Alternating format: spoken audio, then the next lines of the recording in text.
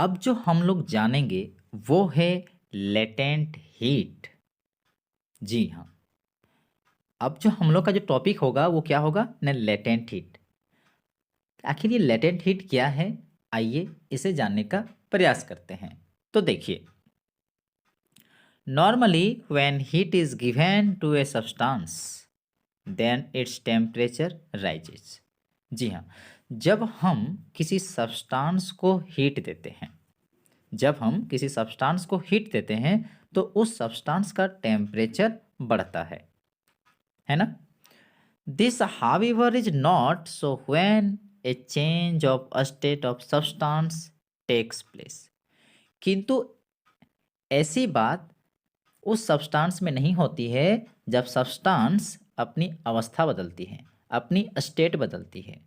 जैसे कि अगर कोई सब्सटेंस सॉलिड में है और वह सॉलिड सब्सटेंस लिक्विड में चेंज हो रहा है, तो उस समय यदि हम हीट अगर देते भी हैं तो उसका टेम्परेचर नहीं बढ़ता है। ठीक है, ये बात सच है कि जब हम हीट देते हैं तो सब्सटेंस का टेम्परेचर बढ़ता है, किंतु टेम्परेचर उस समय नहीं बढ़ता है जिस समय कोई सब्सटेंस अपना स्टेट बदलता है। अपना स्टेट बदलता है, जैसे सॉलिड से लिक्विड में होता है या लिक्विड से गैस में जिस समय कन्वर्ट होता है, वैसी स्थिति में वहाँ पर हीट देने के बावजूद भी किसी प्रकार का कोई टेम्परेचर नहीं बढ़ता है। तो जानने चाहेंगे कि इसके पीछे क्या कारण है। तो देखिए, because when heat is given to change the physical state of a substance there is no rise in temperature of the substance. देखिए, उस सब्सटेंस का टेम्परेचर इसलिए नहीं बढ़ता है ना, क्योंकि वो सारी हीट जो हम देते हैं वो हीट उसका फिजिकल स्टेट को बदलने में खर्च हो जाता है, उसका फिजिकल स्टेट को चेंज करने में वो हीट खर्च हो जाता है। इस वजह से उसका टेम्परेचर में किसी प्रकार का कोई वृद्धि नज़र राइज करता हुआ हमें नज़र नहीं आता है। The heat energy which has to be supplied to change the state of a substance is known as latent heat। तो देखिए, जो एनर्जी है, जो हीट एनर्जी हम उसके स्टेट को बदलने में, सब्सटेंस की स्टेट को बदलने में जो हीट देते हैं वो होता है लेटेंट हीट। देखिए, इसको लेटेंट हीट इसलिए कहा गया है क्योंकि लेटेंट का मतलब होता है हिडन, और जब हम हीट देते हैं और सब्सटेंस की स्टेट बदलती है, तो ज़रा देखिए, जब हम लोग हीट देते हैं और सब्सटेंस की स्टेट बदलती है उस समय तो टेम्परेचर बढ़ता हुआ नज़र नहीं आता है, मगर हीट तो दे रहे थे ना। तो वो हीट देखिए छिपी हुई है, और वो किस लिए छिपी हुई है, क्योंकि वो स्टेट बदलने में खर्च हो रहा है। इसीलिए इसका नाम क्या दिया गया है, लेटेंट हीट। तो जो एनर्जी हम सब्सटेंस के स्टेट को बदलने में खर्च करते हैं उसे क्या कहते हैं, उसे लेटेंट हीट कहते हैं, है ना। तो वही चीज़ फिर से बताना चाहूँगा, लेटेंट यहाँ इसलिए कहा गया है क्योंकि लेटेंट का मतलब होता है hidden. It is called latent heat. इसे लेटेंट हीट इसलिए कहा जाता है because it becomes hidden in the substance, क्योंकि ये सब्सटेंस पर छिपी होती है, क्योंकि हमें दिखता नहीं है वो हीट, क्योंकि स्टेट बदलते में खर्च होता है। तो it is called latent heat because it becomes hidden in the substance undergoing the change the state and does not show it's presents by raising the temperature. इसे लेटेंट हीट इसलिए कहा जाता है क्योंकि जब स्टेट की अवस्था बदलती है, उसका स्टेट बदलता है मैटर का, तो वो हीट उसको बढ़ाने में खर्च होता है जो कि छिपा रहता है और किसी प्रकार का टेम्परेचर को बढ़ता हुआ नज़र नहीं आता है। अब हम लोग ये जरूर जानेंगे कि why latent heat does not cause a rise in temperature of the substance. हम लोगों ने पहले देखा कि जब हम हीट देते हैं तो सब्सटेंस का टेम्परेचर नहीं बढ़ता है, तो वो उस समय होता है जब उसका स्टेट बदलता है, तो हम लोग उस हीट को लेटेंट हीट कहते हैं। परंतु यहाँ बात ये उठता है कि इसके पीछे वजह क्या है।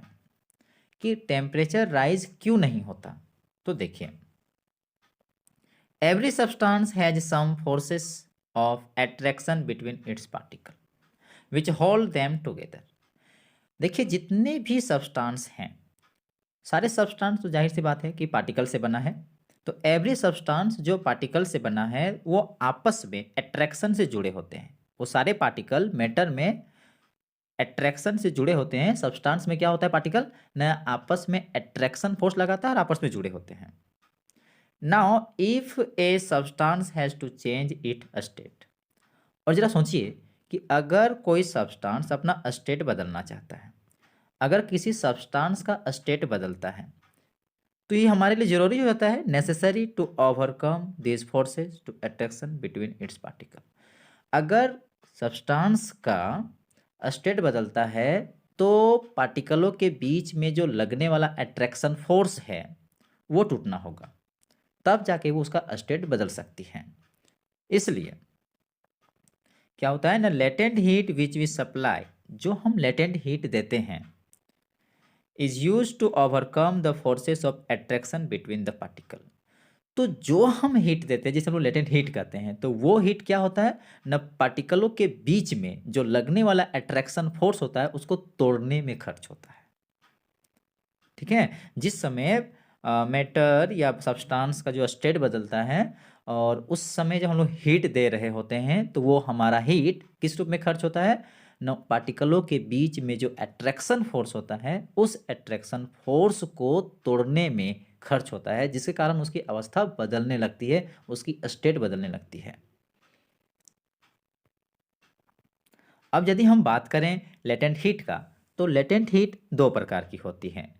कितने प्रकार की न, दो प्रकार की। और वो क्या क्या है वो देखिए। लेटेंट हीट दो प्रकार की होती है। एक पहला जिसका कहते हैं लेटेंट हीट ऑफ फ्यूजन, और दूसरा लेटेंट हीट ऑफ वेपराइजेशन। फिर से आपको बता देना चाहूँगा, लेटेंट हीट दो प्रकार की होती है।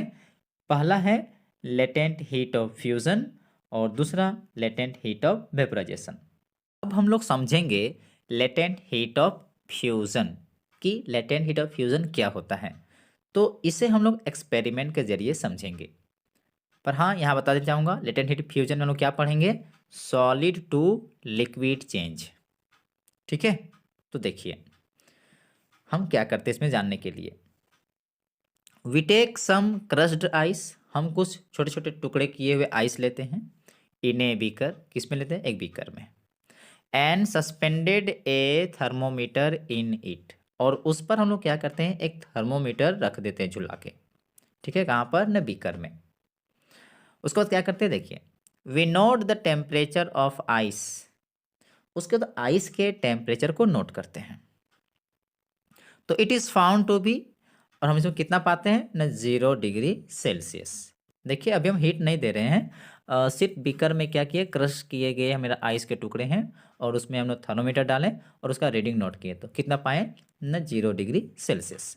अब आगे देखिए, we now heat the ice gently, उसके बाद हम लोग क्या करते हैं, आइस को देखिए धीरे धीरे धीरे धीरे धीरे हम लोग यहाँ गर्म कर रहे हैं। ठीक है, आइस को गर्म कर रहे हैं। उसके बाद क्या करते हैं न, we keep on recording the temperature of melting ice on thermometer every minute. और जैसे जैसे हीट देते जा रहे हैं, जैसे जैसे हीट देते जा रहे हैं, हम लोग क्या करते हैं न, थर्मोमीटर पर प्रत्येक समय में प्रत्येक मिनट में हम उसको नोट करते हैं कि कितना बढ़ रहा है क्या, ये देखने के लिए कि क्या उसमें टेम्परेचर बढ़ रहा है क्या थर्मोमीटर में। तो क्या देखते हैं, as more heat is given more ice melt to form water, जितना ज़्यादा हीट देते हैं उतना ज़्यादा आइस पिघल रहा होता है और वाटर बनता है। But the thermometer readings remains at 0 degree Celsius, मगर थर्मोमीटर का रीडिंग हमेशा 0 डिग्री सेल्सियस पर ही रहता है।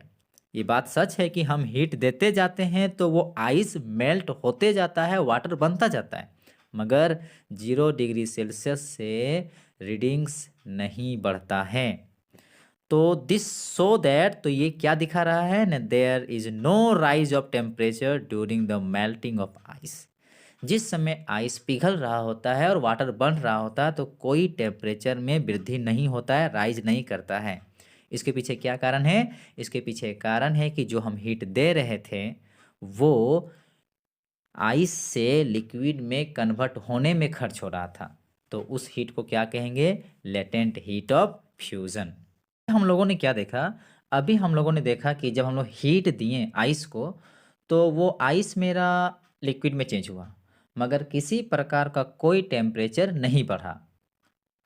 तो इसमें क्या हुआ देखिए, the heat which is going into ice, जो हीट आइस में जा रहा था बट नॉट इंक्रीज इस टेम्परेचर, मगर उसका टेम्परेचर में कोई वृद्धि नहीं हो रहा था। हीट तो जा रहा था आइस में, मगर टेम्परेचर में कोई वृद्धि, कोई इंक्रीजिंग नहीं हो रहा था। The energy required to change the state of ice from solid to liquid, तो एक्चुअली वो एनर्जी हो क्या रहा था जो हीट के रूप में जा रहा था? एक्चुअली वो एनर्जी मेरा स्टेट ऑफ आइस, जो आइस की अवस्था है उससे लिक्विड की अवस्था में चेंज हो रहा था, है ना। तो which is known as latent heat of fusion of ice, मतलब जो हीट दे रहे थे, जो हीट उसमें जा रहा था आइस में, और वो आइस मेरा सॉलिड से लिक्विड में चेंज हो रहा था, तो वो हीट क्या कहलाएगा? Latent heat of fusion of ice. तो इससे हमें लेटेंट हीट की परिभाषा समझ में आएगी, उसकी डिफिनेशन समझ में आएगी। वो देखिए लेटेंट हीट ऑफ फ्यूजन का डिफिनेशन क्या है। The latent heat of fusion of a solid, एक सॉलिड का लेटेंट हीट ऑफ फ्यूजन के बारे में समझते हैं। तो एक सॉलिड का लेटेंट हीट ऑफ फ्यूजन इस तरह डिफाइन करते हैं, quantity of heat in joule, heat की मात्रा जो जूल में लेते हैं, और हीट की वह मात्रा जो required to convert 1 kilogram of solid to liquid without any change in temperature. तो लेटेंट हीट एक सॉलिड का वो हीट होता है कि इतनी हीट उसमें दी जाती है, इतनी हीट एनर्जी जूल में दी जाती है कि 1 किलोग्राम का सॉलिड, 1 किलोग्राम का सॉलिड लिक्विड में चेंज हो जाता है और उसमें किसी प्रकार का टेम्परेचर में कोई परिवर्तन नहीं होता है।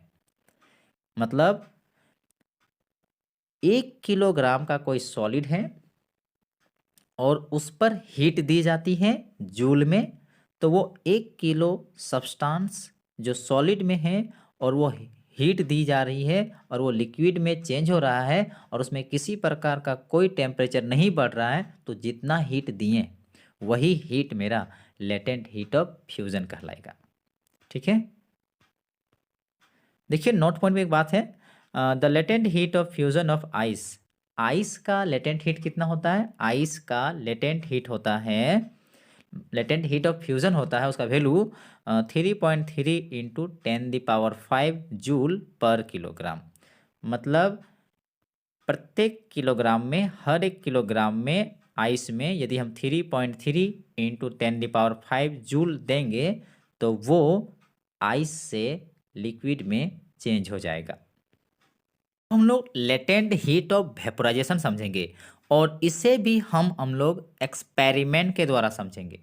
मतलब लेटेंट हीट ऑफ वेपोराइजेशन जिसमें क्या होगा, सब्सटेंस मेरा लिक्विड से वेपर में यानी गैस में कन्वर्ट होगा, उस संदर्भ में समझेंगे और वो भी एक्सपेरिमेंट के द्वारा। तो वो देखिए, we take some water in a beaker, हम क्या करते हैं एक बीकर में कुछ वाटर लेते हैं, and suspended A thermometer in it, और उस पर एक थर्मोमीटर झुला के रख देते हैं।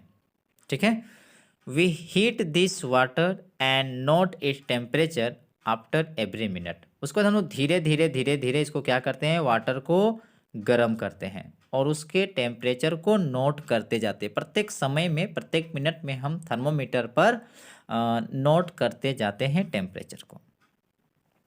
एज हीट इज गिवन, जब हीट हम लोग दे रहे हैं वाटर में, the temperature of water rises gradually, और धीरे धीरे धीरे टेम्परेचर बढ़ता जाता है और एक समय 100 डिग्री सेल्सियस तक पहुंच जाता है वाटर का temperature.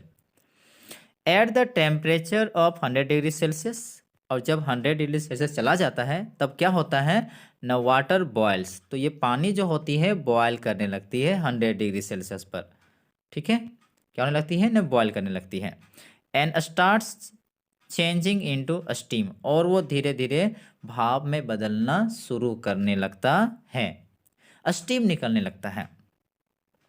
As more heat is given to water, और जब हम लोग और हीट देते हैं तो और स्टीम निकलता है, मतलब मोर हीट दे रहे हैं तो मोर स्टीम निकल रहा है इस form. But thermometer readings remains at 100 degree Celsius. मगर क्या देख रहे हैं, हीट तो दे रहे हैं, ठीक है, हीट दे रहे हैं तो उससे मेरा जितना हीट दे रहे हैं उतना स्टीम निकल रहा है, और थर्मोमीटर पर रीडिंग्स 100 डिग्री सेल्सियस पर अटक गया, मतलब वहीं पर 100 डिग्री पर ही रहा, मतलब उससे ज़्यादा नहीं बढ़ रहा है, 100 डिग्री सेल्सियस ही रहा है। पर टेम्परेचर दे रहे हैं तो वो टेम्परेचर जितना दे रहे हैं वो क्या हो रहा है ना, वाटर मेरा वेपर में चेंज हो रहा है।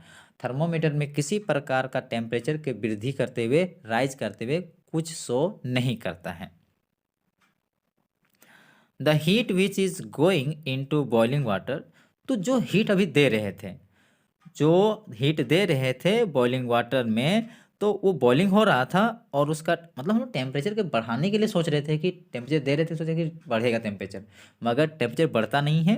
तो जितना ज़्यादा हम लोग देते हैं हीट, वो बॉयल होता है, और बॉयल होता है वाटर, और उससे स्टीम बनता है, यानी कि मेरा जितना भी हीट जा रहा था वो क्या हो रहा था, वो स्टीम बदलने में खर्च हो रहा था।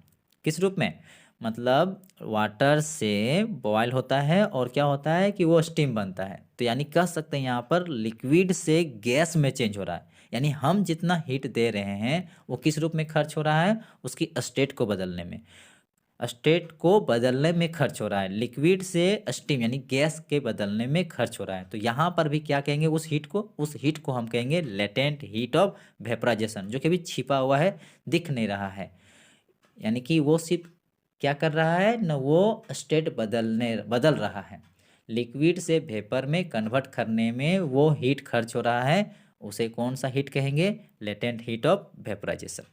अब हम लोग latent heat of vaporisation of a liquid, इसकी डेफिनेशन जानेंगे कि लेटेंट हीट ऑफ वेपोराइजेशन किसे कहते हैं, क्या है ये। तो देखिए, the latent heat of vaporisation of a liquid is the quantity of heat. देखिए, latent heat of vaporisation of a liquid क्या है न, हीट की मात्रा है, quantity of heat in joule, हीट किस रूप में न, जूल के रूप में, जो जरूरत होता है, रिक्वायर्ड होता है to convert 1 kilogram of liquid to vapour और gas without any change in temperature.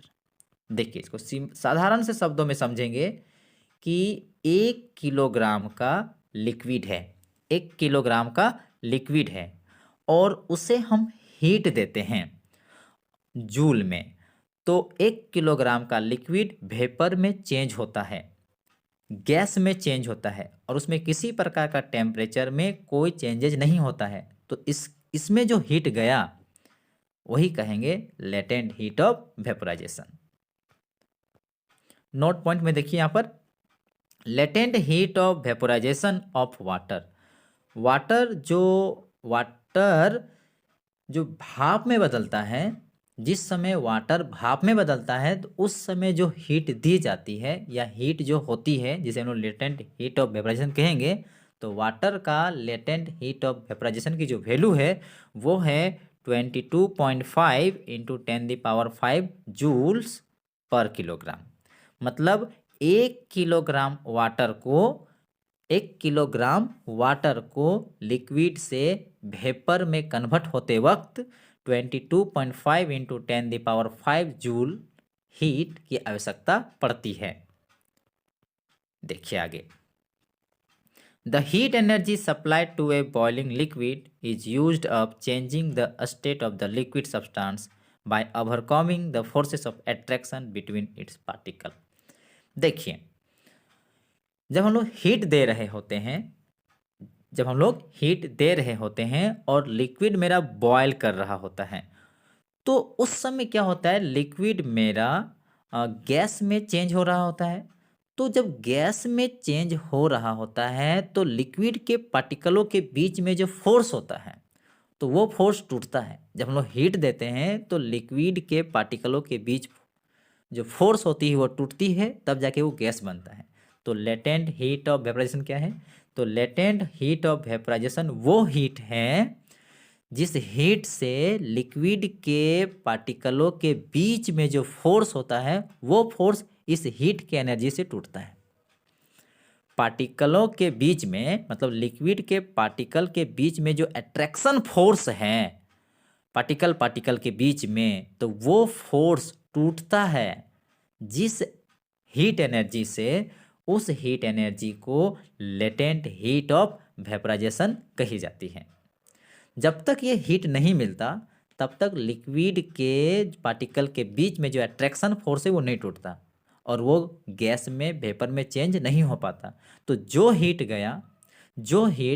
Liquid के पार्टिकलों के बीच को तोड़ता है और उसे वेपर में कन्वर्ट करता है, तो वही हीट है मेरा लेटेंट हीट ऑफ वेपोराइजेशन। अब जो हम लोग जानेंगे वो है सब्लिमेशन। क्या है सब्लिमेशन? ये देखिए, the change of a solid directly into vapours. कहता है सॉलिड का सीधे वेपर में बदलना, मतलब सॉलिड के बाद लिक्विड नहीं होगा, सॉलिड से सीधे वेपर में चेंज हो जाएगा जब उसको हीट करते हैं, या vapours into solid on cooling. ठंडा करने पर क्या होता है, वेपर सीधे सॉलिड में बदल जाता है और जब उसको हीट करते हैं तो सॉलिड सीधे वेपर में चेंज होता है। तो इसे ही कहते हैं सब्लिमेशन। जैसा कि हम लोगों ने देखे होंगे कपूर को, उसमें क्या होता है कि जब हम उसको हीट करते हैं तो वो सीधे पहले सॉलिड रहता है और वो सीधे वेपर में चेंज होता है, वो लिक्विड में चेंज नहीं होता है। तो इस प्रोसेस को कहते हैं सब्लिमेशन। इसमें क्या होता है कि सॉलिड सीधे हीट करने पर वेपर में और ठंडा करने पर वेपर सॉलिड में चेंज हो जाता है। The changing of a solid directly into vapour is called sublimation. तो बोल सकते हैं सीधी बात कि सॉलिड का सीधे वेपर में चेंज होना सब्लिमेशन कहलाता है।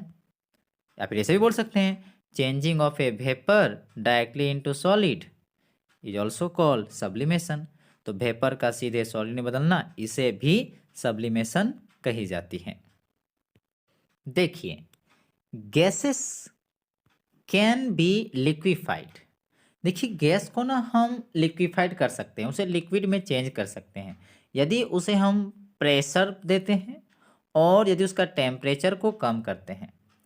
कहने का मतलब है कि गैसेस को हम लोग क्या कर सकते हैं, लिक्विफाइड कर सकते हैं यदि हम उस पर प्रेशर लगाते हैं और उसका टेम्परेचर को कम करते हैं। जरा देखिए, when a high pressure is applied to a gas. मान के कोई एक गैस है और उसमें हम बहुत ज़्यादा प्रेशर लगाते हैं, उस पर बहुत ज़्यादा दाब देते हैं, प्रेशर लगाते हैं, तो इट गेट्स कंप्रेस्ड। तो वो क्या होता है, कंप्रेस्ड हो जाता है।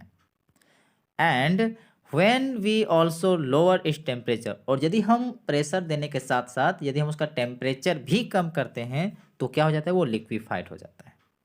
इसका मतलब हम यहाँ कह सकते हैं कि we can also say that gases can be liquefied.